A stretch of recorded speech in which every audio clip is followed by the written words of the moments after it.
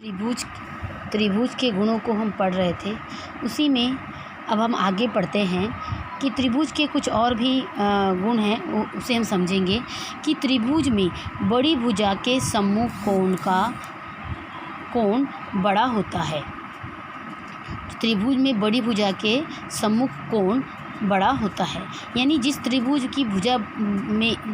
में जो बड़ी भुजा होती है उसके सामने जो कोण बनेगा वह बड़ा होता है।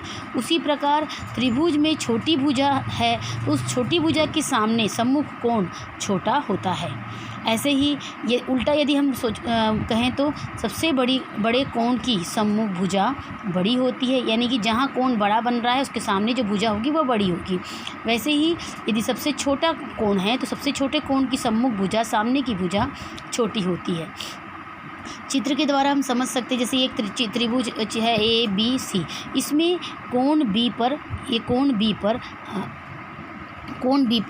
बड़ा कोण बन रहा है, ये और ये कोण छोटे हैं। B पर ये बड़ा कोण बन रहा है, उसके सामने की भुजा यह AC भुजा यह बड़ी भुजा होगी। यदि हम उल्टा कहें कि बड़ी भुजा के सामने का कोण बड़ा होता है।